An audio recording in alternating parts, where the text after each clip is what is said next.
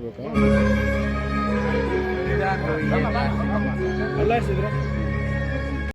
ಸಾಲಿನಲ್ಲಿ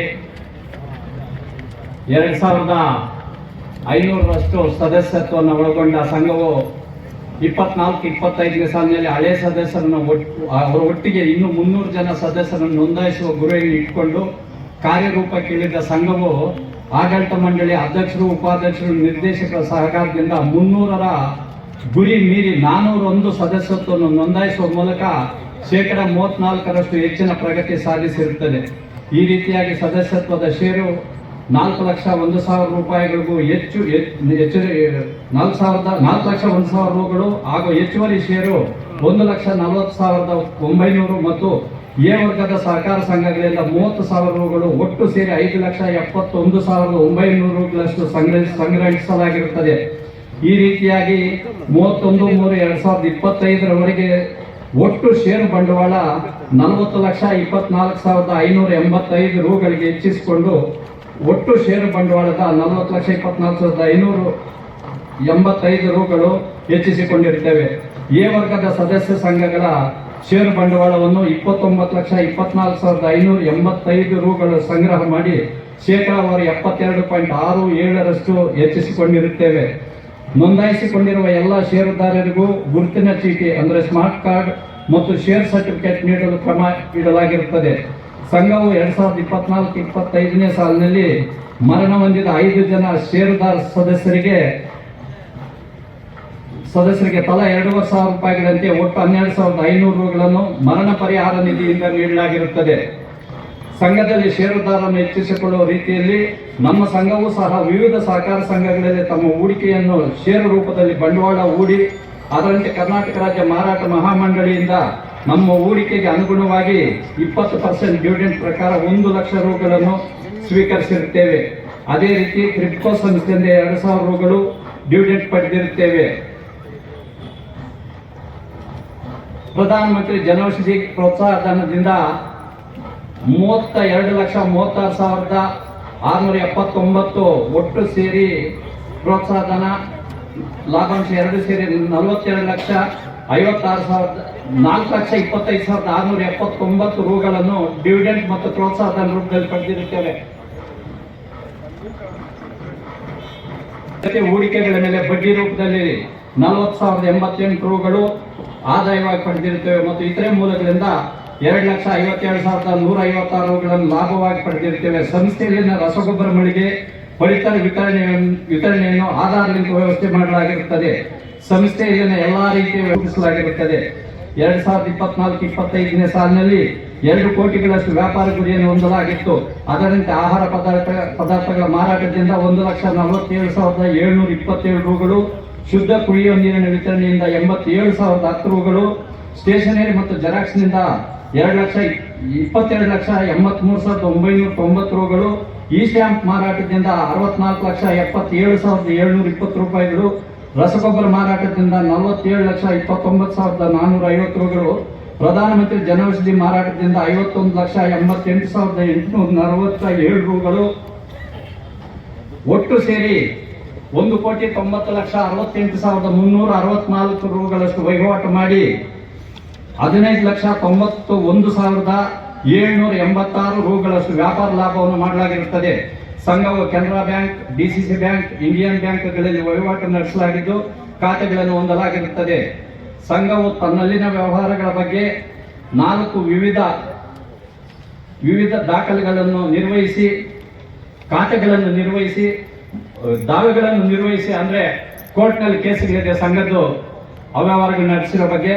ಅದರಲ್ಲಿ 3 ದಾವೆಗಳು ಸಂಘದ ಪರವಾಗಿ ನ್ಯಾಯಾಲಯದಲ್ಲಿ ತೀರ್ಪು ಬಂದಿದ್ದು, ಆ ಪೈಕಿ 2 ದಾವೆಗಳು ಎದುರುದಾರರು ಹೈಕೋರ್ಟ್ನಲ್ಲಿ ಮೇಲ್ಮನವಿ ಸಲ್ಲಿಸಿದ್ದು ವಿಚಾರಣೆ ಹಂತದಲ್ಲಿರುತ್ತದೆ. 1 ದಾವೆ ಸಹಕಾರ ಸಂಘಗಳ ಉಪನಿಬಂಧಕರ ನ್ಯಾಯಾಲಯದಲ್ಲಿ ವಿಚಾರಣೆಯಲ್ಲಿರುತ್ತದೆ.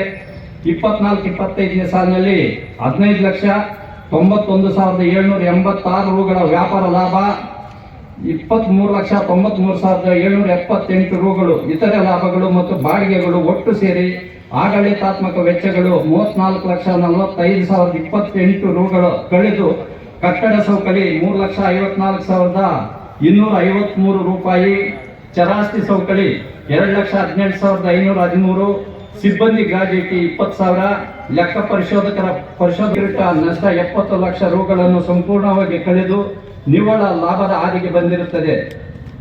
ಮೇಲ್ಕಂಡ 2024-25ನೇ ಸಾಲಿನ ಸಂಘದ ಲೆಕ್ಕ ಪರಿಶೋಧನೆಯನ್ನು ಜಿ ನೇತ್ರಾವತಿ ಸಹಕಾರ ಸಂಘಗಳ ಹಿರಿಯ ಲೆಕ್ಕ ಪರಿಶೋಧಕರು ಕೋಲಾರರವರು ಕೈಗೊಂಡು ದಿನಾಂಕ 5/8/2025ಕ್ಕೆ ವರದಿಯನ್ನು ನೀಡಿರುತ್ತಾರೆ. ಅದರಂತೆ 24-25ನೇ ಸಾಲಿನ ಜಮಾ ಖರ್ಚು, ವ್ಯಾಪಾರ ಲಾಭ ನಷ್ಟ, ಆಸ್ತಿ ಜವಾಬ್ದಾರಿಗೆ ಸಂಬಂಧಿತ ಅನುಪಾಲನಾ ವರದಿಯನ್ನು ಮುಖ್ಯ ನಿರ್ವಹಣಾಧಿಕಾರಿಗಳು ಮಂಡಿಸುತ್ತಾರೆ. ಈಗ 25-26ನೇ ಸಾಲಿಗೆ ಆಡಳಿತ ಮಂಡಳಿ ಸಂಘದ ಅಭಿವೃದ್ಧಿಯ ನಿಟ್ಟಿನಲ್ಲಿ ಕೆಳಕಂಡ ಕಾರ್ಯಕ್ರಮಗಳನ್ನು ರೂಪಿಸಿರುತ್ತದೆ. 200 ಜನ ಈಗಾಗಲೇ ಇರ್ತಕ್ಕಂಥ ಸದಸ್ಯರು ಒಟ್ಟಿಗೆ 200 ಜನ ಸದಸ್ಯರನ್ನು ನೋಂದಾಯಿಸಿ ಷೇರು ಬಂಡವಾಳ 2 ಲಕ್ಷಗಳನ್ನು ಹೆಚ್ಚಿಸಿಕೊಂಡು ಹೆಚ್ಚುವರಿ ಷೇರು 8 ಲಕ್ಷ ವಸೂಲಿ ಮಾಡುವುದರ ಮುಖಾಂತರ ಷೇರು ಬಂಡವಾಳವನ್ನು 10 ಲಕ್ಷ ರುಗಳಿಗೆ ಏರಿಕೆ ಮಾಡುವುದು. ಅದೇ ರೀತಿ ನಮ್ಮ ಸಂಘವು ವಿವಿಧ ಸಂಸ್ಥೆಗಳಲ್ಲಿ ಷೇರು ಬಂಡವಾಳ ಹೂಡಲು ಗುರಿ ಹೊಂದಲಾಗಿದೆ. ವ್ಯಾಪಾರ ವಹಿವಾಟಿನ ಗುರಿಯನ್ನು 2,01,02,000 ರುಗಳಷ್ಟು ನಿಗದಿಪಡಿಸಿ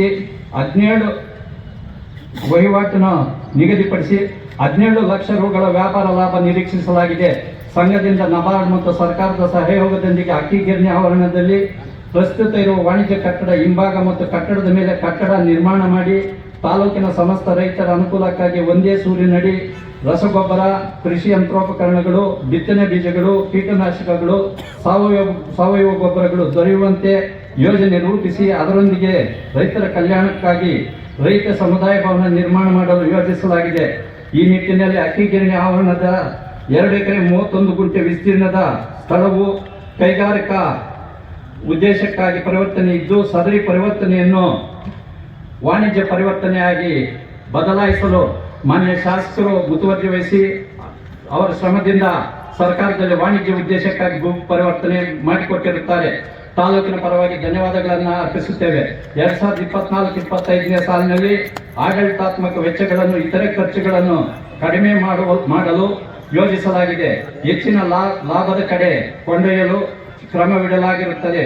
ಈ ರೀತಿಯಾದ ಎಲ್ಲ ಯೋಜನಾಬದ್ಧ ಕಾರ್ಯಕ್ರಮಗಳಲ್ಲಿ ಷೇರುದಾರ ಸದಸ್ಯರು ತಮ್ಮನ್ನು ತೊಡಗಿಸಿಕೊಂಡು ಸಂಘದ ಜೊತೆ ವ್ಯಾಪಾರ ವಹಿವಾಟು ಮಾಡುವುದರ ಮುಖಾಂತರ ಸಂಘದ ಅಭಿವೃದ್ಧಿಗೆ ಶ್ರಮಿಸಿ ತಮ್ಮ ಷೇರು ಖಾತೆಯನ್ನು ಸುಸ್ಥಿರಪಡಿಸಿ ಇವಾಗ ಎಸಿಯಿಂದ ಕಳಿಸಿ ಅಲ್ಲಿ ಫಾರ್ವರ್ಡ್ ಮಾಡಿಸಿ ಆಮೇಲೆ ಸರ್ಕಾರಕ್ಕೆ ಹೋಗಿ ಸರ್ಕಾರದಿಂದ ಇನ್ನ 2-3 ಪೈರುಗಳಾಗಿ ಆಮೇಲೆ ಕೊನೆಯದಾಗಿ ಒಂದು 6 ತಿಂಗಳ ಹಿಂದೆ ಸುಮಾರು 1 ವರ್ಷದ ಹಿಂದೆ ನಮ್ಮ ಶಾಸಕರ ಗಮನಕ್ಕೆ ತಂದು ಇದು ಏನಾದ್ರೂ ಈ 1 ಕೋಟಿ ಸಾಲ ತೀರಿಸಬೇಕಾದ್ರೆ ಇಲ್ಲಿ ಏನಾದ್ರೂ ನಾವು ಒಂದು ಸಂಘಕ್ಕೆ ಲಾಭ ಬರೋ ತರ ಮಾಡಬೇಕಾದ್ರೆ ಇದು ಭೂ ಪರಿವರ್ತನೆ ಆಗ್ಬೇಕು ಅಂತ ಅವ್ರನ್ನ ಕೇಳ್ಕೊಂಡಾಗ ಪ್ರಯತ್ನ ಪಟ್ಟು ಅವರು ಸುಮಾರು 4 ತಿಂಗಳಾಯ್ತು ಅದನ್ನ ಭೂ ಪರಿವರ್ತನೆ ಮಾಡಿಕೊಟ್ರು. ಇದು ಸರ್ಕಾರ ನಮ್ಮ ಶಾಸಕರಿಗೆ ಸೇರ್ಬೇಕಾಗಿದ್ದ ಒಂದು ಗೌರವ. ನಿಮ್ಮೆಲ್ಲರ ಪರವಾಗಿ ಅವ್ರಿಗೆ ನಾನು ಈ ಮೂಲಕ ಅವ್ರಿಗೆ ಗೌರವವನ್ನು ಸಲ್ಲಿಸ್ತಾ ಇದ್ದೀನಿ. ಈಗ ನಮ್ಮ ಕೃಷ್ಣಣ್ಣವ್ರು ಹೇಳಿದಂಗೆ ಈಗ ನಾವು ಇಲ್ಲಿ ಏನ್ ಬೇಕಾದ್ರೂ ಮಾಡ್ಬೋದು, ಮಾಡೋದಕ್ಕೆ ನಮ್ಗೆ ಅಧಿಕಾರ ಇದೆ. ಅದೇ ರೀತಿ ನಾವು ಏನು ಯೋಜನೆ ಅನ್ಕೊಂಡಿದ್ರಿ ಅಂದ್ರೆ ಈ ಬಿಲ್ಡಿಂಗ್ ಹಿಂದ್ಗಡೆಗೆ ಇನ್ನೊಂದು 3 ಗೋಡೆ ಹಾಕಿ ಇದನ್ನ ಗೊಬ್ಬರದ ಶಾಖೆಯನ್ನ ಇಲ್ಲಿಗೆ ಶಿಫ್ಟ್ ಮಾಡಿ ಆಮೇಲೆ ಜನತಾ ಬಜಾರು ರೈತರಿಗೆ ಏನು ಸಲಕರಣೆಗಳು ಬೇಕೋ ಎಲ್ಲ ಇಲ್ಲಿ ವ್ಯವಸ್ಥೆ ಮಾಡಿ ಮೇಲೆ ಒಂದು ಚಿಕ್ಕದಾಗಿ ಆಡಳಿತ ಮಂಡಳಿ ಒಂದು ಬಿಲ್ಡಿಂಗ್ ಕಟ್ಟಿ ಇನ್ನು ಮಿಕ್ಕಿದ್ದಕ್ಕೆ ಬೇಕಾದ್ರೆ ರೈತ ಭವನ ಏನ್ ಬೇಕಾದ್ರೂ ಮಾಡಬಹುದು.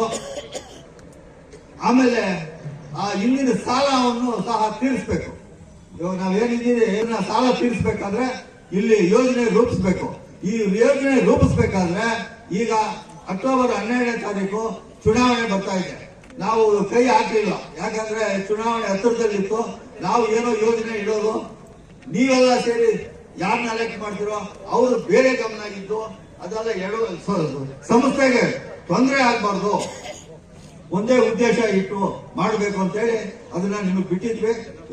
ಅಕ್ಟೋಬರ್ 12ನೇ ತಾರೀಕು ನೀವು ಒಳ್ಳೆ ಸಮಿತಿನ ಈ ಸಂಘಕ್ಕೆ ಒಳ್ಳೆ ಆಡಳಿತ ಮಂಡಳಿನ ನೀವು ಕೊಡಿ. ಅವರು ಯಾರು ಬಂದ್ರೆ ಅವರು ಆಡಳಿತ ಮಂಡಳಿ ಇಲ್ಲಿ ನಮ್ಮ ಕೃಷ್ಣಣ್ಣ ಹೇಳಿದಂಗೆ ರೈತರಿಗೆ ಆಗ್ಬೇಕು, ರೈತರಿಗೆ ಅನುಕೂಲ ಆಗ್ಬೇಕು, ಸರ್ಕಾರ ಸಂಸ್ಥೆಗೆ ವರಮಾನನೂ ಬರಬೇಕು, ನಮ್ಮ ಹಳೆ ಸಾಲ ತೀರಿಸಬೇಕು. ಹಳೆ ಸಾಲ ಇದ್ದಿದ್ರೆ ನಾವು ಏನ್ ಬೇಕಾದ್ರೂ ಮಾಡ್ಬೋದು, ರೈತರಿಗೆ ಹೆಚ್ಚಿನ ಸವಲತ್ತು ಕೊಡ್ಬೋದಾಗಿತ್ತು. ಈ ಸಾಲ ಇರೋದ್ರಿಂದ ಮೊದಲು ಸಾಲ ತೀರಿಸಬೇಕು, ಸಾಲನೂ ತೀರಿಸಬೇಕು, ರೈತರಿಗೆ ಅನುಕೂಲನೂ ಮಾಡಿಕೊಡ್ಬೇಕು. ಆ ಒಂದು ದೃಷ್ಟಿಯಿಂದ ಇಟ್ಕೊಂಡು ನಾವು ಭೂ ಪರಿವರ್ತನೆ ಮಾಡಿ ಇಟ್ಟಿದ್ದೀವಿ. ಮುಂದಿನ ಕಮಿಟಿ ಅವರು ಒಳ್ಳೆ ತೀರ್ಮಾನ ತೆಗೆದುಕೊಂಡು ಯಾವ ಕಮಿಟಿ ಬಂದ್ರೆ ಅವರು ಅದನ್ನ ನಡೆಸ್ಕೊಂಡು ಹೋಗ್ಲಿ ಅಂತ ಹೇಳ್ತಾ, ಇನ್ನೇನಾದ್ರೂ ಇದ್ರೆ ತಾವು ಹೇಳ್ಬೋದು ಸರ್. 87 ಲಕ್ಷ, 33 ಲಕ್ಷ, 1 10 1 15 ಬರ್ತದೆ. ಅಷ್ಟು ಸಾಲ ಇದೆ ಈ ಸಂಘಕ್ಕೆ.